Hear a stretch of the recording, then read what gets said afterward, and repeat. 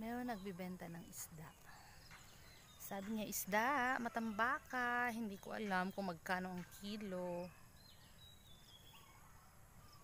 Diba? Ang sarap ng buhay sa probinsya talaga.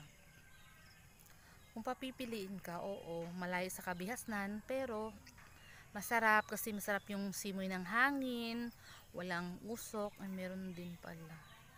Kasi sa kahoy ako nagluluto, kaya nauusukan din ako paminsan-minsan. Kaya tingnan nyo, ang linis ng aming paligid. Ay, bag-o lang gyud ni gimawiran, no? Bag-o lang gyud, as in. Diba? Muna.